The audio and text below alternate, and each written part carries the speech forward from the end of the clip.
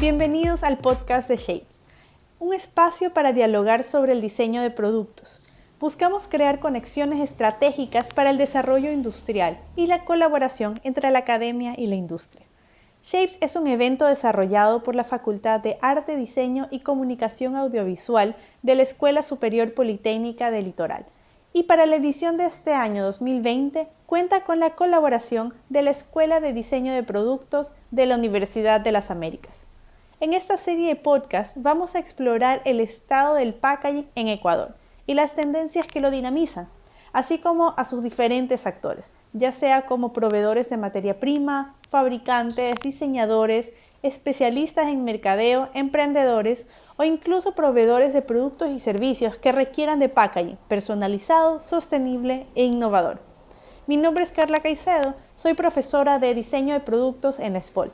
Y antes de comenzar, quiero recordarles que este podcast también tiene una versión en video en los canales de YouTube de las dos escuelas, para que puedan ahí apreciar mejor de lo que estamos hablando. Revisen también en la descripción de este podcast para encontrar los enlaces, así como información adicional. Hoy vamos a hablar sobre cómo aspirar hacia la sostenibilidad en empaques, una industria en la que a veces se podría pensar que es difícil serlo. Hablaremos sobre la importancia de las certificaciones y cómo podemos aprovecharlas al máximo, desde lo ambiental, productivo, social e incluso de ventas. Tenemos como invitadas a Paulina Soria, diseñadora gráfica y con experiencia de cerca de 20 años en la gestión de proyectos de desarrollo rural en forestería comunitaria, y también es coordinadora nacional de CEFOVE, desde donde ella impulsa la certificación forestal voluntaria FSC. Además, tenemos a Paulina Criollo. Ella es máster en Ciencias en Ecología Industrial y es coordinadora del programa de sostenibilidad de la SPOL. Gracias por la invitación, Carla. Un gusto, Pau. Muchas gracias igual por esta oportunidad para hablar de estos temas. Quería empezar con una frase que la verdad es que me llamó mucho la atención y me dejó pensando, ¿no?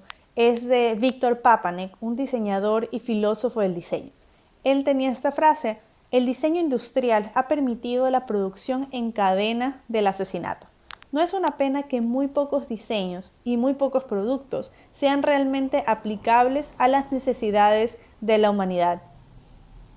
A mí me chocó bastante esta frase, ¿no? Pues él mismo es diseñador y está como yendo en contra o juzgando, ¿no? A su misma profesión, a sus colaboradores, ¿no? Y creo que realmente encierra una responsabilidad muy grande y una crítica muy grande a cómo nosotros trabajamos en nuestra carrera, ¿no? ¿Qué piensan ustedes de esta frase? A mí me parece que es verdadera. Como tú dices, Carla, es muy fuerte. Estudié diseño en una de las primeras escuelas de acá de Quito y siempre se nos inculcó el tema de que el diseño tiene que tener una funcionalidad. Y por tanto era súper importante el ponerse en los zapatos del consumidor y en una experiencia personal propia. Uno de mis primeros trabajos fue el tema de desarrollar material didáctico en una época donde el campesino, el productor rural, no tenía acceso a tecnología. Y yo me acuerdo que uno de los desafíos más grandes es que a partir del diseño gráfico tú comuniques aspectos técnicos, aspectos científicos. Entonces yo creo que desde ese punto de vista del autor y esa frase, nosotros tenemos la obligación de ser un puente entre el mercado muchas veces o entre el conocimiento académico, científico, y ese poblador que necesita de información y de productos que cubran intereses, emociones, sensaciones. Entonces, somos como una especie de bisagra que une aspectos de un entorno. Sí, un poco para unirme con lo que comentabas, Paulina, y con respecto a la frase que Carla nos leyó. De cierta forma estoy muy de acuerdo, ¿no? Esta parte del diseño siempre está haciendo un link entre otros procesos de la cadena productiva, ¿no? Entonces, si no es un diseño que se basa en necesidades reales, al final del día, así un consumidor lo vaya a comprar y lo vaya a utilizar por un tiempo muy corto, detrás de ese producto hay las tres áreas de sostenibilidad, ¿no? La parte ambiental, la parte económica, la parte social.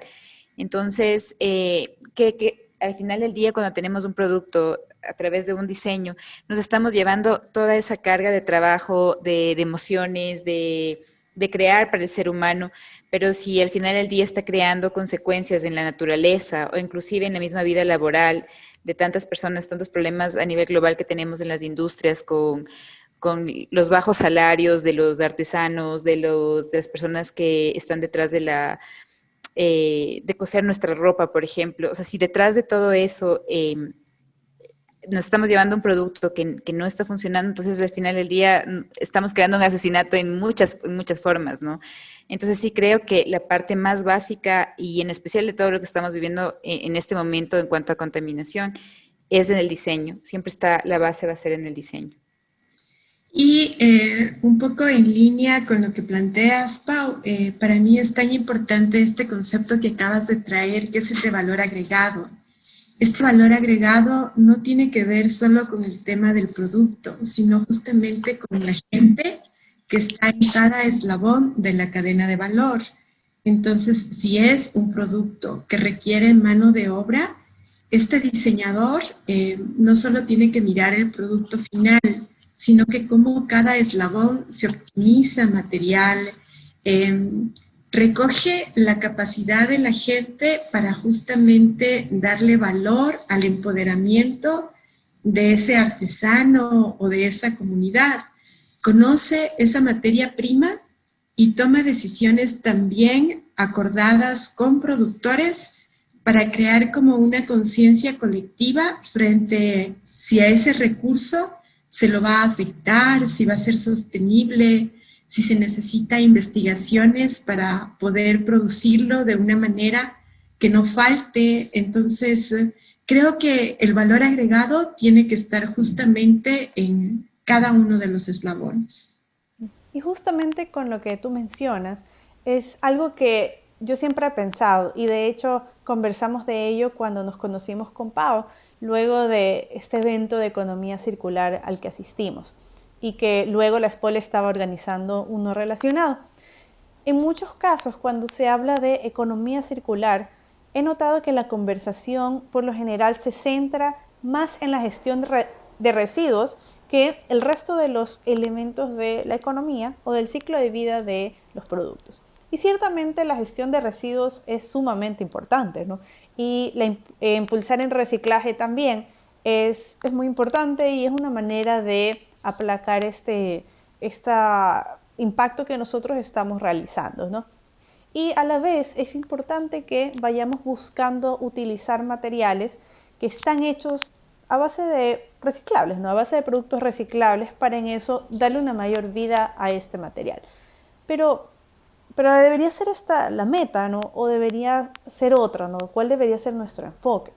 Paulina, tú trabajas impulsando el uso de productos de madera sostenible y a través de FSC Ecuador invitas a todos los actores de la cadena de custodia a certificarse, a todos aquellos que de alguna manera utilizan o están relacionados a productos maderables y a las industrias que utilizan estos productos como la madera, la fibra y en el caso especial que estamos hablando ahora de packaging, del papel.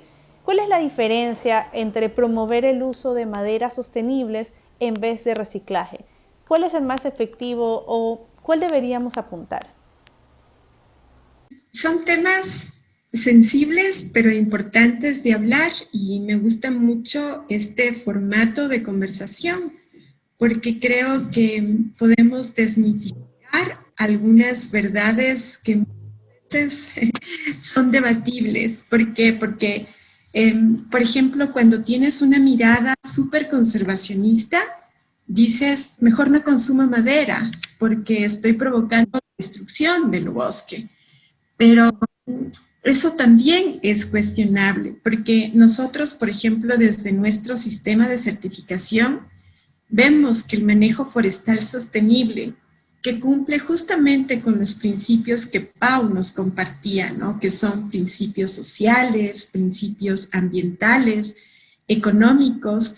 Lo que queremos es justamente aprovechar un árbol o un producto forestal que no necesariamente es madera, pero que está generando un trabajo digno, que está protegiendo los altos valores de conservación de ese bosque, entonces que está generando como una economía que está garantizando el involucramiento de actores desde las comunidades rurales, que muchas veces son los propietarios del bosque, hasta enlazarnos con mercados responsables. Entonces, el manejo forestal sostenible para nosotros es tan importante como el tema del manejo de residuos. Y voy a dar un ejemplo súper concreto y que sucede en la ciudad de Guayaquil, y con el que estuvimos muy de cerca queriendo generar como un proyecto que tiene el concepto de bioeconomía y de economía circular. Muchas de las industrias cartoneras, de las industrias gráficas en Guayaquil, tienen conceptos de responsabilidad social y ambiental. Otra cosa es que no conozcamos de esto. Hay una industria cartonera muy grande que lo que hace, aparte de proveerse de celulosa certificada FSC, justamente que garantiza estos principios de sostenibilidad, también genera trabajo a una economía de recicladores que principalmente son jefas de hogar.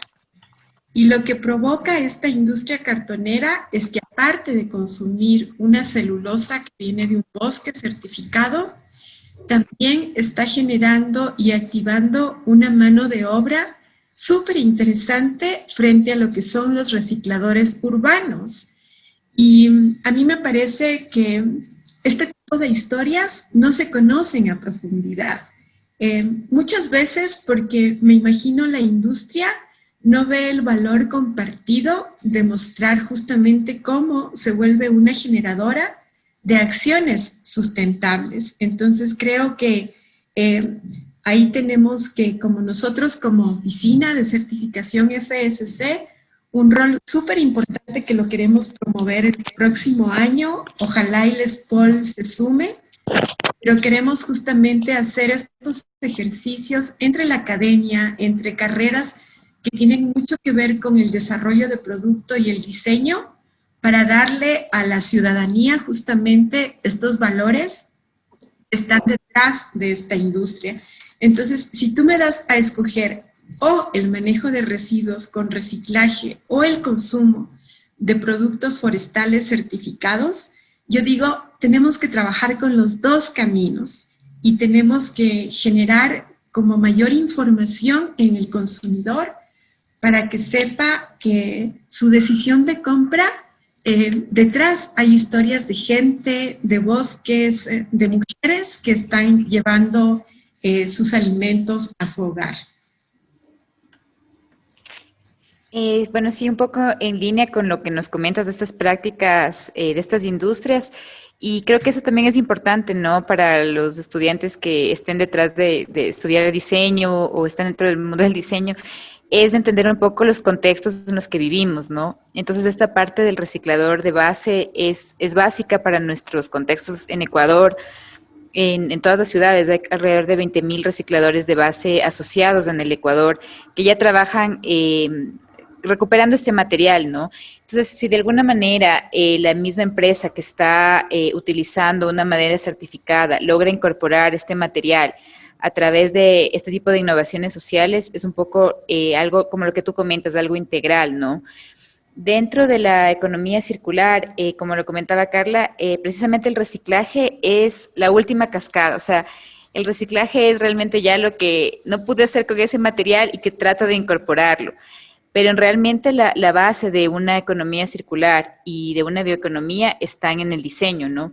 Hay una frase que a mí me gusta mucho que dice, la basura es un error de diseño, porque en realidad nosotros estamos generando entre comillas basura, pero al final del día esos son materiales que de alguna manera con un buen diseño y una buena concatenación de toda la cadena logística, se puede reintegrar estos materiales. Entonces, claro, en este momento estamos ya con esta presión que les vemos también a las empresas en temas de reciclaje, pero un poco se confunde esta idea de la economía circular con el reciclaje y más bien es desde el diseño, ¿no? Y ahí está el reto de cómo unimos lo que tú decías, Paulina, la academia, la industria, el municipio, porque todos están dentro de esta cadena logística, ¿no? Entonces ahí también está el reto y entiendo también que en la parte de madera sostenible es básico. Justamente eso era algo que estaba pensando. En esta generación y las generaciones venideras no tienen cada vez una mayor conciencia ambiental y buscamos salvar el mundo. Y con eso se ha declarado una guerra al plástico, especialmente a productos de plástico de un solo uso. Se dice que la mejor manera de disminuir los desechos es no causándolos en la primera instancia. Por eso existe un gran movimiento hacia la eliminación del uso de empaques como manera de ser un consumidor responsable. Es decir, en vez de ir y comprar, no sé, pues mi granola en caja, voy en mi frasco a este lugar utópico en el que venden el granel, esta granola que cumple todos los requisitos y certificados y características que yo busco, llevo en mi frasco, lo relleno y con eso me voy. Y nunca necesito un empaque, ¿no? ¿Debería ser esta la meta o hacia dónde deberíamos dirigir nuestros esfuerzos? Porque yo digo, no sé, imaginémonos este mundo en el cual mañana se eliminan todos estos productos de un solo uso y se eliminan todos los empaques, ¿no? Y bueno, ¿qué tal? Celebramos porque salvamos al mundo, pero no se trata solo de eso, ¿no? De eliminar este producto, porque hay implicaciones sociales, económicas y laborales que son bastante importantes y pueden ser bastante graves, ¿no? Hace un tiempo acá en Guayaquil se estaba dialogando, discutiendo e impulsando una ordenanza municipal relacionada al plástico de un solo uso para ponerle impuestos o para buscar eliminarlo o que éste utilice un cierto porcentaje de plástico reciclado. Pero yo digo, ¿qué pasa con estas empresas que se dedicaban a esto? Por ejemplo, las que hacían sorbetes y de eso se trataba su fábrica y de un momento a otro se convirtieron en el enemigo y todos están en contra de ellos. ¿O qué pasa de esta empresa que acaba de invertir en una nueva maquinaria, contrata más personas o otro tipo de inversión para que de un momento a otro se les diga, ok, tu negocio no sirve, es el enemigo y ya no lo puedes impulsar? ¿Qué piensan ustedes de esto?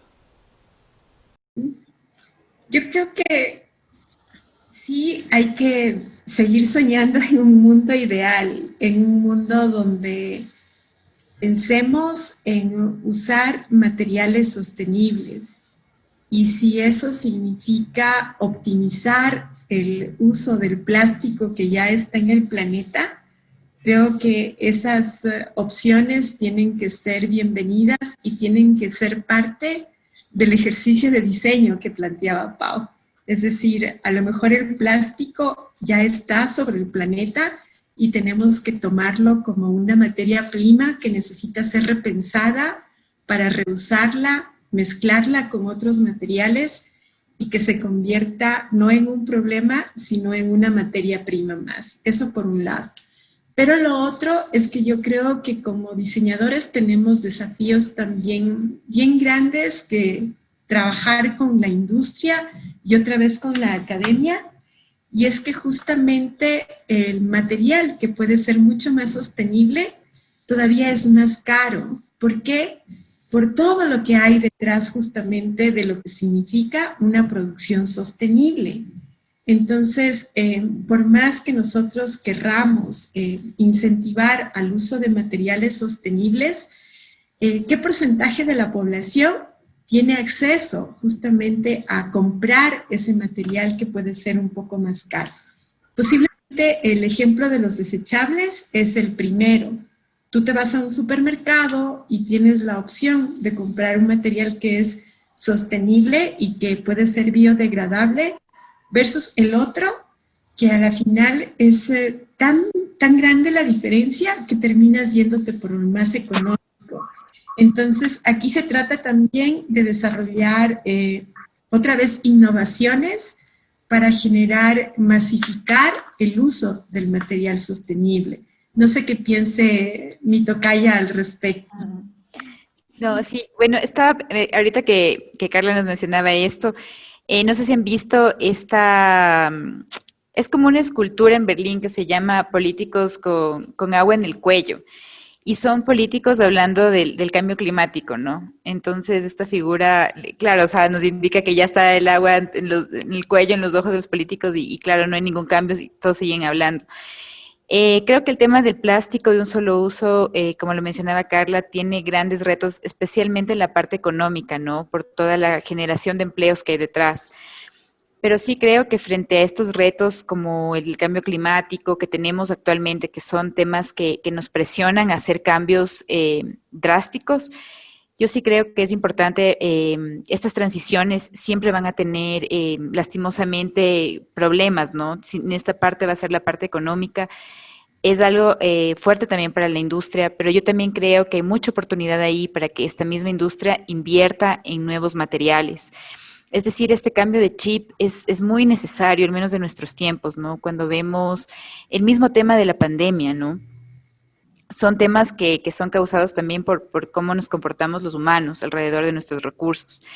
Y sí creo que se necesita presionar mucho más para que haya un cambio entre el plástico de un solo uso a otro tipo de materiales.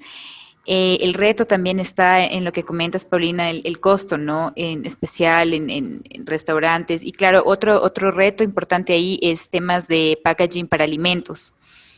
Pero también creo que si nos podemos ver, hace años atrás, nuestros padres, nuestros abuelos vivían en otro tipo de consumo también de materiales, ¿no? Tenían botellas retornables, estos plásticos de un solo uso, estos cubiertos, estos cuchillos, es algo que apareció en estos últimos tiempo, ¿no? Entonces sí creo que viene de todos lados, es algo, por eso es tan complejo, porque es algo sistémico, porque viene desde el Total. consumidor, desde el productor, pero yo sí creo que es necesario poner un acelerador en ya evitar estos plásticos de un solo uso. Al menos que la logística de este plástico sea tan perfectamente estructurada y sistematizada que yo sé que el tipo de plástico, tal vez inclusive biodegradable, va a llegar efectivamente a un lugar donde se va a compostar de una manera en la que yo voy a saber que realmente se va a degradar. Porque ese es otro problema, ¿no? Hablamos a veces de materiales biodegradables, pero nuestro sistema no está hecho para que esos materiales vuelvan a un sistema integral de compostaje, de lo que sea que se necesite hacer con ese material. Al final del día, así sea biodegradable, va a llegar a un relleno sanitario, ¿no? Entonces, sí creo que hay que ponerle acelerador al plástico de un solo uso, sí creo que es importante que los diseñadores y estudiantes que estén detrás de esto se centren en nuevos materiales. Estoy segura que poniendo toda nuestra energía podemos cambiar a cosas que le hagan mejor al planeta, ¿no? Sí, están naciendo oportunidades y opciones en el país, todavía siguen siendo un poquito caras y claro, quienes pueden consumirlo, yo creo que hay que trabajar mucho en informar que hay este tipo de posibilidades, mientras esta industria, como decía Pau, va transformándose y va como entrando a este desafío de usar materiales más sustentables.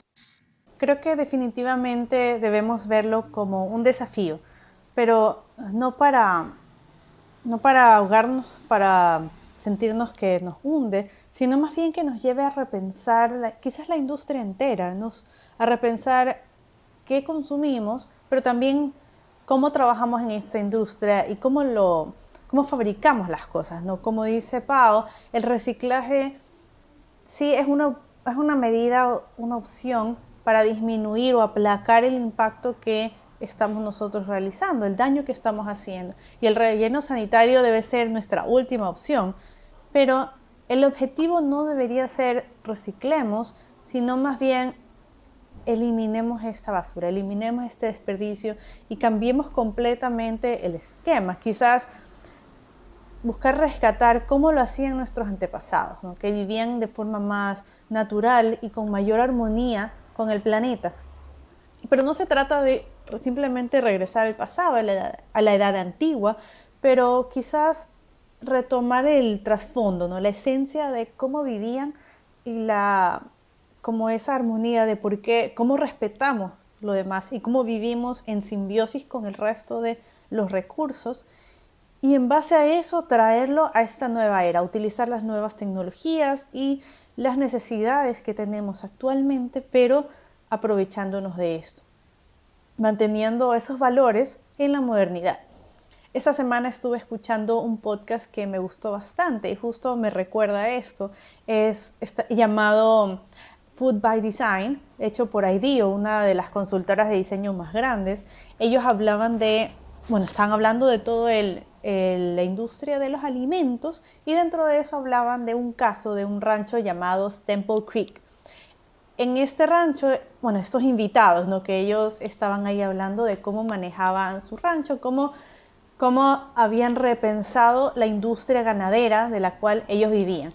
Y ellos dijeron, en vez de que nuestro negocio en sí sea tener estas vacas, hacer que crezcan y matarlas para sacar carne y otros productos lácteos, quizás vamos a repensar todo el negocio porque queremos disminuir nuestro impacto ambiental.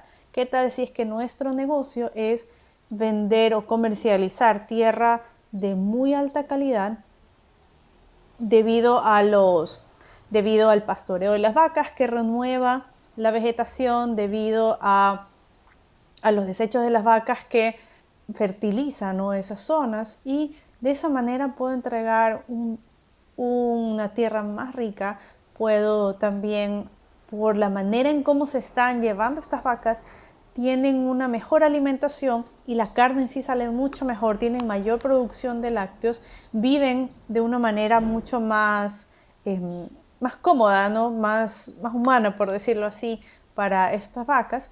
Y también ellos dijeron ¿qué otras formas de ganancia podemos sacar de esto que vaya acorde con el ambiente y que disminuya nuestro impacto? Y dentro de eso ellos están agregando el secuestro de dióxido de carbono de las vacas, ya que las vacas emiten gas metano, ¿no?, que es uno de los principales contaminantes, ¿no?, de contribuyentes a los gases de invernadero. Pero ellos dijeron, ¿qué tal si podemos secuestrar esto y utilizarlo como fuentes de energía o para mejorar el crecimiento de las plantas? Entonces yo decía eso, ¿no? Qué increíble cómo quizás nosotros podríamos repensar la industria del empaque, y no de una manera de que queremos disminuir el impacto, cosa que no hacemos tanto daño, sino más bien pensar cómo podríamos hacer que la industria del empaque, talar árboles, extraer madera, extraer esta fibra y fabricar estos papeles y empaques, cómo podría esto de hecho ser algo beneficioso para el ambiente, ¿no? Hasta pasa un tema súper interesante. Estoy participando de un curso en el CATIE, que está en Costa Rica, y uno de los planteamientos que he escuchado justamente esta semana es que uno cuida lo que te genera valor.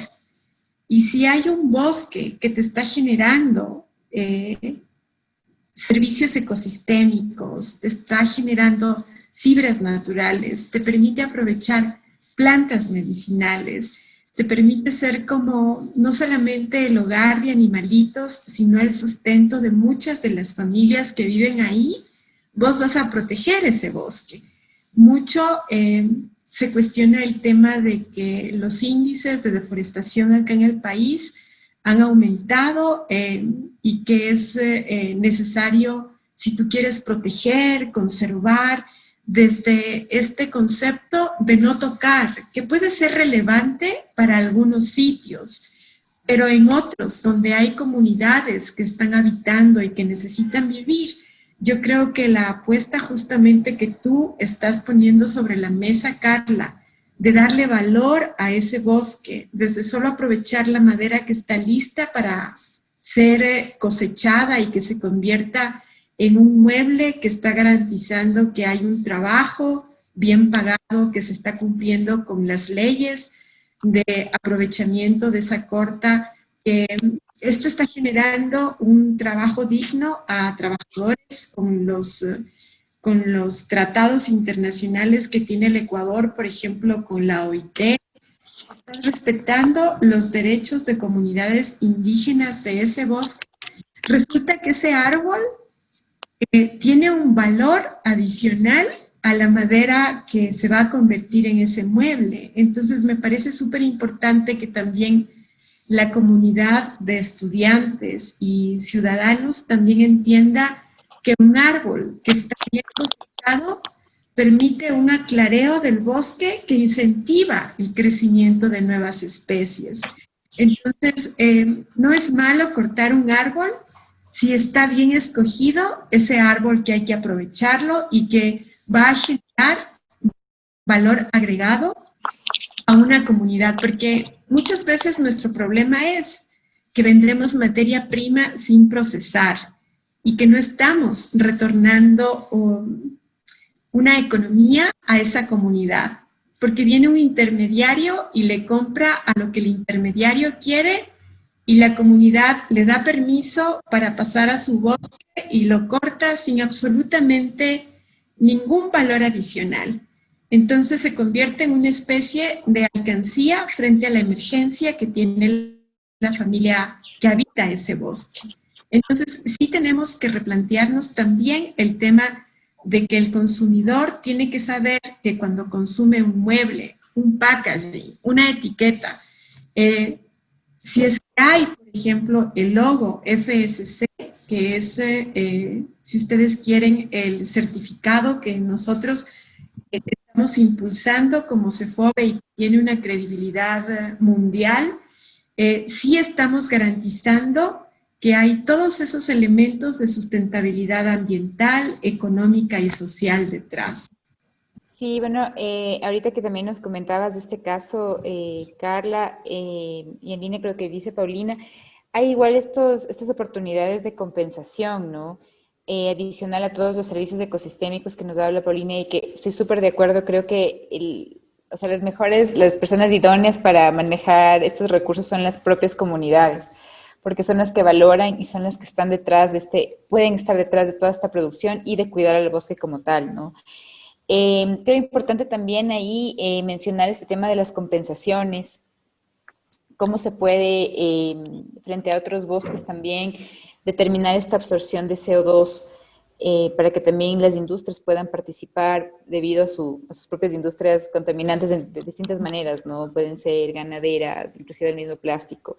Y creo que ahí hay mucha oportunidad en el Ecuador, cómo desarrollar este mercado de bonos de CO2, de compensaciones. Creo también importante que en esta producción de madera con las comunidades, sí sería interesante repensar cómo vuelve esta madera una vez que ya el producto ha sido utilizado, ¿no?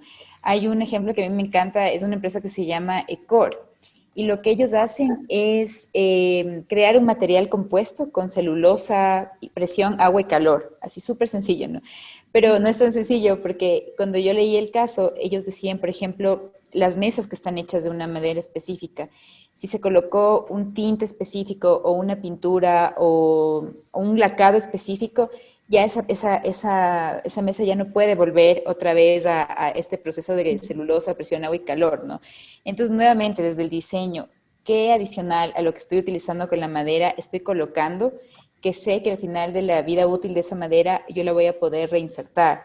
Y ahí viene nuevamente una articulación entre los diseñadores, los productores y cómo se va a reincorporar. Entonces también, inclusive hasta en temas de material adicional que tú utilizas, en este ejemplo de la mesa, es necesario que se articule, ¿no? Porque si ya le puse una pintura específica, ya estoy dañando ese material y no se va a poder reinsertar después.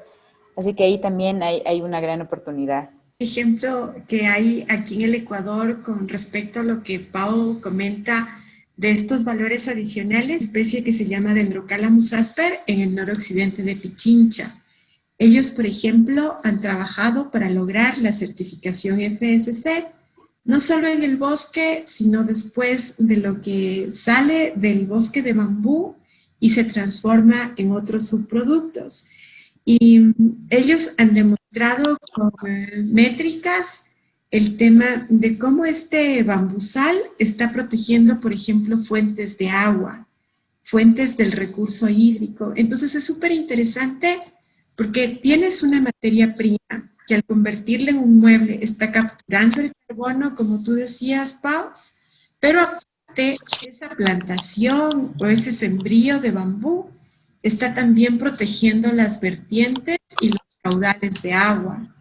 Entonces, es un tema súper dinámico y muchas veces este proceso se coarta porque de repente un diseñador industrial que no conoce sobre las materias primas locales, como dice la Pau, mezcla con otro material que ya no puede terminar de cumplir su círculo. Entonces, sin querernos poner toda la cruz encima, sí hay un rol súper interesante del diseñador frente a lo que significa esta cadena productiva. Claro, creo que aquí hay una responsabilidad muy grande que tenemos aquellos quienes diseñamos y fabricamos productos, pero también de quienes los consumimos, ¿no? ¿Cuáles son nuestras decisiones de consumo? ¿Qué producto compro? ¿Qué empaque decido comprar? ¿Qué platos decido comprar, ¿no? Y aquí, pero también hay un desafío, ¿no? De utilizar estos materiales reciclados y biodegradables. No es tan fácil cambiar, ¿no? Porque hace unos días estaba conversando con alguien que trabaja en una empresa de empaques de plástico y hablamos sobre estos requerimientos nuevos que tienen sus clientes, y en este caso son clientes de productos industriales, ¿no? De que sus productos tengan un porcentaje o el 100% utilicen materiales biodegradables o reciclados. Pero ellos nos decían, bueno, si es que yo voy a utilizar materiales reciclados en mis máquinas, en mis diseños actuales, el resultado no va a tener las mismas propiedades. Si es que yo tengo un envase que va a tener menos material o un material reciclado que debido al proceso de reciclaje va perdiendo un poco sus propiedades, no puedes esperar que cumpla las mismas especificaciones, no va a tener quizás la misma resistencia, el mismo efecto barrera, es decir, no puedo ponerlo bajo los mismos estándares. Y la realidad es que ellos decían, bueno, yo le preguntaba, ¿no? ¿Y cuáles son sus estándares? ¿Cuáles son las normas que ellos siguen? ¿O cómo saben cómo jugar, ¿no? con estas cualidades?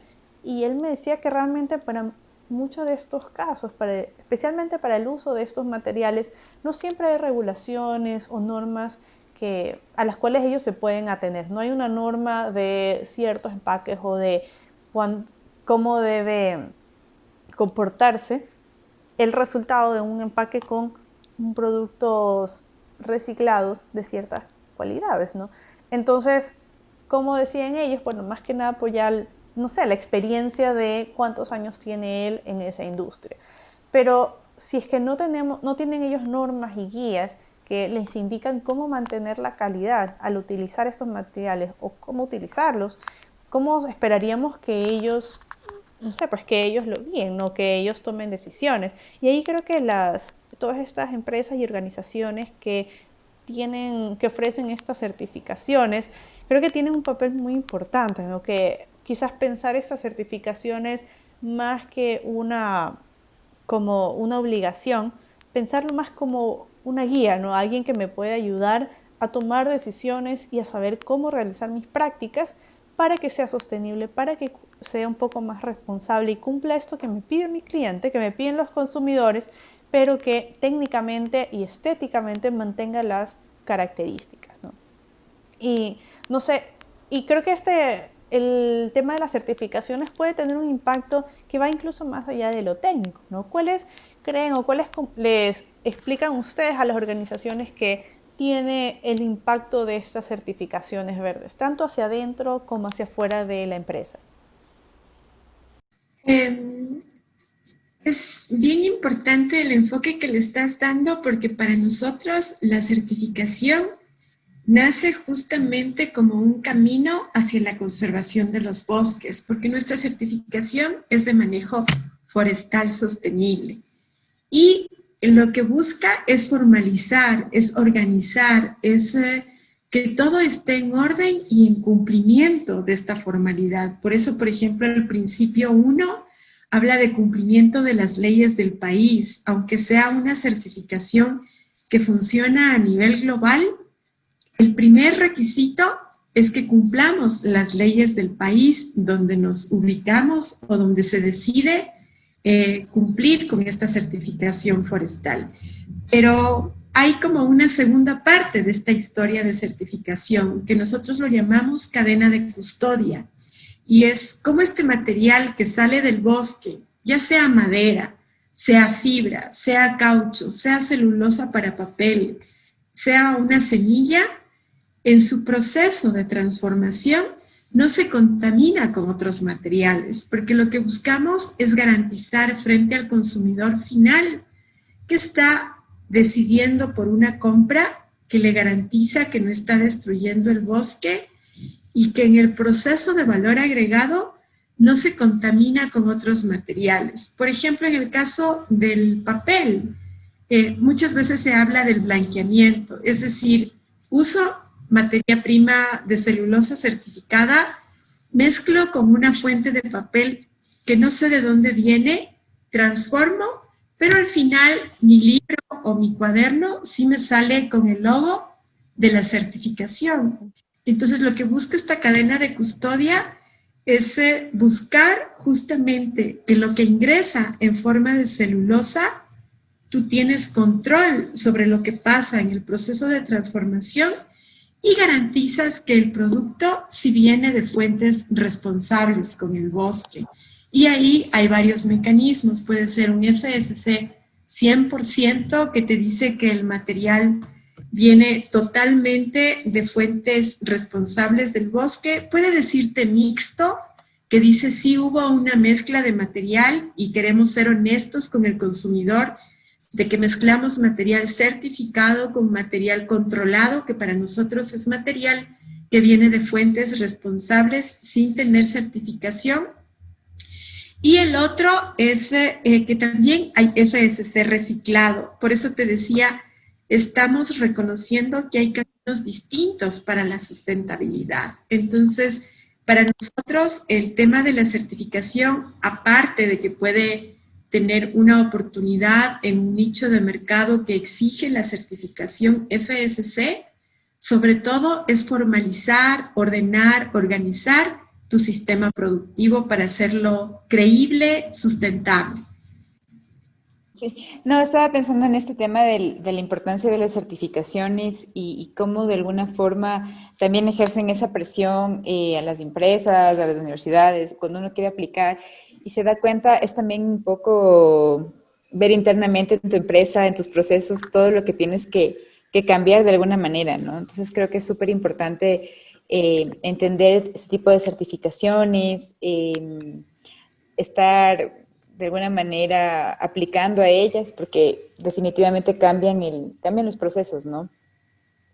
Y hay como una línea de empresas que cada vez, creo yo, son más responsables y que desconocen que hay este tipo de mecanismos que te pueden justamente ayudar a buscar una métrica de lo que tú estás mejorando dentro de tu sistema productivo. Entonces, hay una universidad o un banco que de repente consume papel, pero no sabe que hay papel que puede ser certificado y que está haciendo justamente una compra responsable frente a un material que necesita para desarrollar su servicio. Entonces, sí, tiene que ver mucho no solo con la industria que produce este producto final, sino también con estas empresas que consumen de estos productos. Sí, pero en ahí creo que has topado otro reto que es el de las compras sostenibles. Y creo que ahí hay un reto muy grande, especialmente en lo que es el sector público. El tema de cómo ponemos, qué especificaciones se ponen para adquirir estos productos. Y claro, como comentabas anteriormente, a veces también las cosas certificadas tienen un mayor valor, un mayor precio.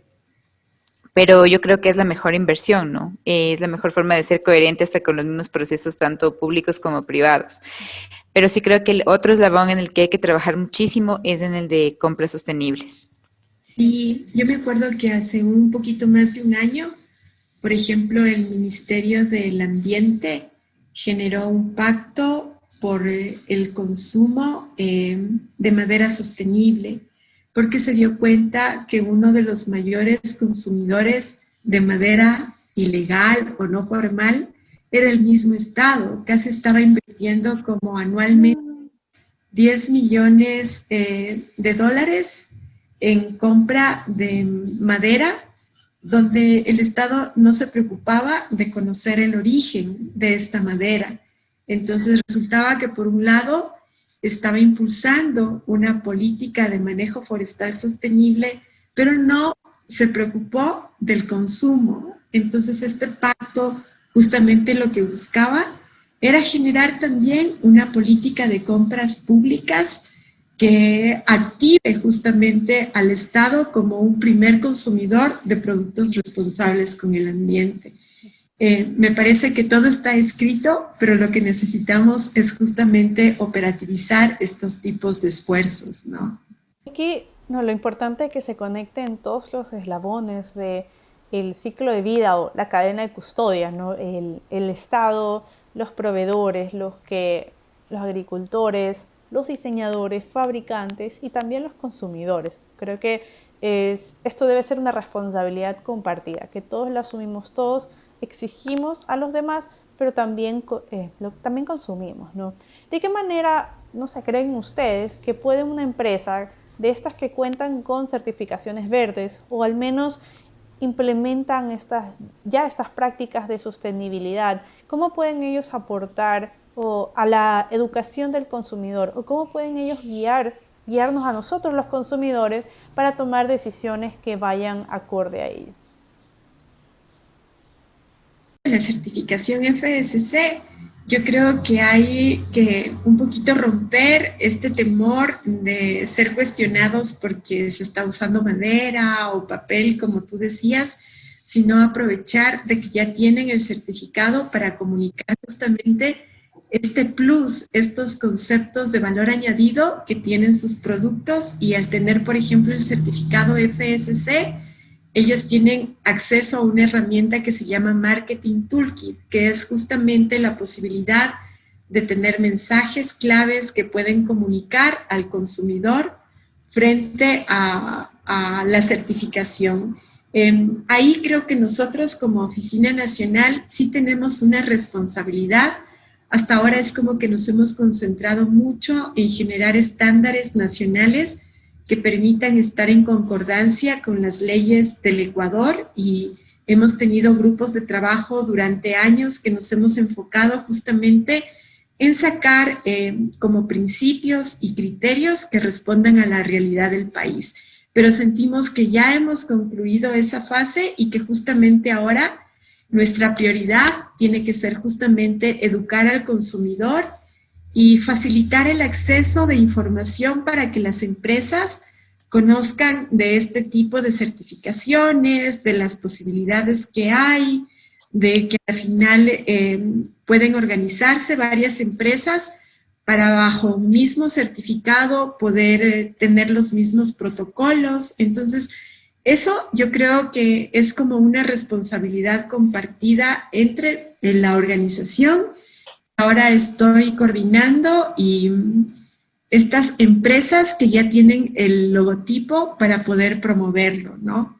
En el caso nuestro.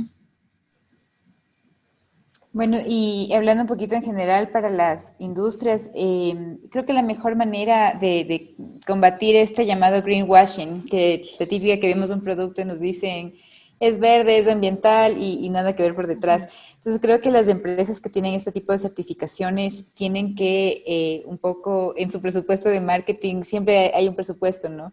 Y creo que es importante un porcentaje, como tú dices, Paulina, para educarle al consumidor y también para atacar este tema de greenwashing, porque una manera efectiva de decirle al consumidor de dónde viene un producto es a través de una certificación muchas veces, ¿no?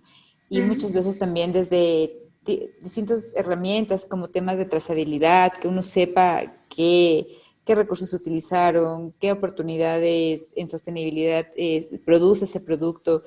Creo que ahí también las empresas tienen que invertir, porque también en este momento una empresa que se quiere consolidar bien, si solamente está pensando en sus réditos o en sus utilidades en el área económica y no ve las otras áreas como la ambiental y la social, tal vez a corto plazo va a poder un poco continuar con la industria en sí, ¿no? Pero como vamos y todos estos trends y todo lo que está pasando, si una empresa ahorita no empieza a ver a largo plazo y a invertir en esa educación, creo que es fácil el fracaso, ¿no?, de un producto.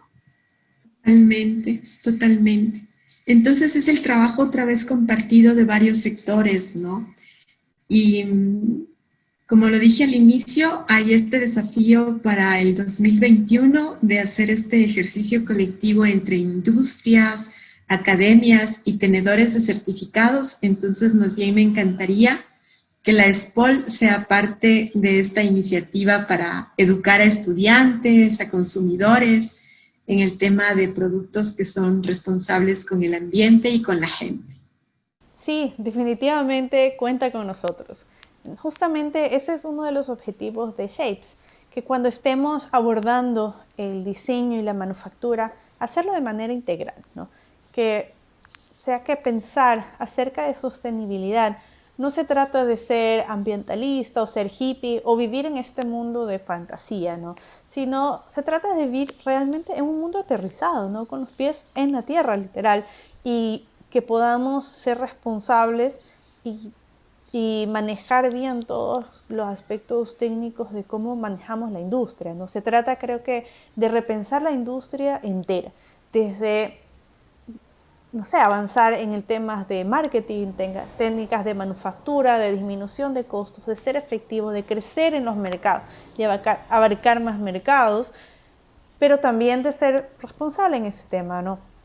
Y no deberíamos pensar que depende de los demás, ¿no? De que el trabajo es de quienes fabrican empaques o regulan, ¿no? Que ellos deberían encargarse. Las empresas deberían contaminar menos, sino que todos tenemos que contribuir a que la industria no se sienta solo forzada, sino apoyada para cambiarnos. Si es que una empresa invierte en unas maquinarias o en capacitación para sus empleados, tiene un costo mayor para tener estos productos de material reciclado, que sean biodegradables o que en general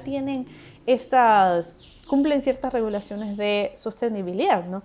Entonces, si es que va a ser inherentemente un poco más caro porque tiene mejores cualidades, etcétera, entonces también nosotros como consumidores apoyar eso, ¿no? Y es verdad que nos va a costar un poco más, pero en la medida que nosotros vayamos aportando con nuestras compras responsables y apoyándolos a ellos, ellos van a seguir haciendo, más empresas van a continuar haciéndolo. Y así como todas las cosas, ¿no? Los costos van a ir bajando en la medida que estas prácticas se vuelvan lo estándar. En una de mis clases estábamos hablando acerca de justamente este tema de manufactura limpia y lo que conversábamos es que al final del día esto se trata de utilizar los recursos de la mejor manera para que podamos responder a las necesidades actuales. Pero todo esto sin dejar que en el futuro las personas y las industrias también puedan utilizar los recursos de la mejor manera para responder a esas futuras necesidades. Y esto no es solo pensando en el planeta o en estas generaciones del futuro, ¿no? En nuestros hijos, nuestros nietos o de aquí a muchos años, sino incluso quizás de nosotros mismos, ¿no? Si es que yo necesito madera, necesito de árboles para mi negocio, entonces si es que corto todos de una y no les permito crecer, ya no voy a tener árboles para seguir trabajando, ¿no? O voy a tener que ir más lejos para conseguir, o incluso hasta importar. En el caso de la pesca, ¿no? Si es que yo pesco tan rápido y me llevo todos los animales de ahí, no los permito reproducirse, cada vez tengo que salir y salir más al mar. Y eso va a requerir, es más tiempo para mí, me complica a mí conseguir los pescados, ¿no? Y quizás son más costos, ¿no? Entonces, quizás no solo pensarlo como en el bienestar del planeta y en lo social, sino también como estrategia de negocio, ¿no? A mí me va a servir porque yo me voy a asegurar de que yo tengo todos los recursos que necesito para seguir trabajando y para seguir produciendo. Y si es que las regulaciones están yendo en este camino, entonces va a llegar a un punto en que no es que me van a dar, no sé, pues beneficios por implementar estas prácticas, sino que simplemente si es que yo no las cumplo, voy a quebrar. Ustedes, por ejemplo, encuentran un producto FSC y ponen en la página web info.fsc, enseguida les sale un buscador y ponen Ecuador y enseguida se abre toda la industria que está certificada. Y va a ser súper interesante porque hay imprentas, hay cartoneras, hay distribuidoras de papel. Entonces, sí tenemos, no es que en el país no hay, sí tenemos la posibilidad de generar una etiqueta, una caja, un embalaje que ya pueda tener esta certificación de manejo forestal sostenible, ¿no? Entonces, también invitarlos para que justamente visiten la página y vean cuáles son las opciones que hay en el país para trabajar en productos certificados. Somos exportadores de camarones, de rosas, usamos pallets, usamos una cartonería que se va afuera y creo que es importante mostrar que estamos también en un camino hacia la sustentabilidad. Sí, definitivamente ese es el camino. Y al contrario de lo que a veces podemos nosotros creer, en Ecuador estamos ya en ese camino y hay muchas personas y muchas empresas u organizaciones que están implementando estas prácticas y como tú mencionabas, varios de ellos ya tienen certificaciones. Quizás tenemos que trabajar un poco mejor en nuestra investigación, de buscarlos o de comunicarlo en caso que tenemos y en hacer estas conexiones, ¿no? Vamos a dejar en las notas de este podcast un link a la página de FSC Ecuador para que todos puedan buscar a todos los miembros que tienen esta certificación y puedan conectarse con ellos. Quienes enseñamos diseño de productos, buscamos inculcar en nuestros estudiantes la importancia de la responsabilidad ambiental y la búsqueda de soluciones más limpias en el proceso de diseño que sean factibles en lo económico, técnico y lo estético.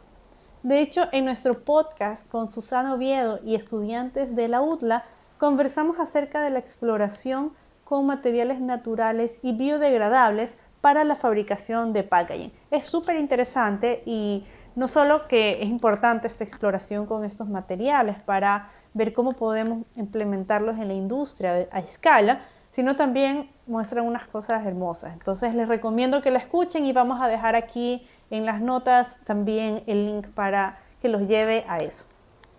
Muchas gracias entonces a las dos Paulinas por acompañarnos hoy y compartir todos sus conocimientos y experiencias y todo esto que hemos compartido. Y también este increíble trabajo que ustedes realizan para tener una industria más sostenible aquí en el país. Muchas gracias, Carla, igual por la invitación y gracias también a Paulina porque, bueno, ya nos hemos informado un montón de este tema del bambú, de la certificación y súper interesante si podemos trabajar en futuros proyectos. Creo que es solo el primer momento de muchos que vendrán. Gracias, Pauli, un gusto conocerte, tocaya, y saber que estamos manejando temas de sustentabilidad. Y gracias, Carla, por la invitación. En los comentarios del podcast podrán ver la cuenta de las redes sociales de FSC Ecuador y de Spol Sostenible y también de nuestras invitadas. Además, los invitamos a escuchar el resto de los podcasts que hemos desarrollado alrededor del tema de packaging en Ecuador. Nos vemos.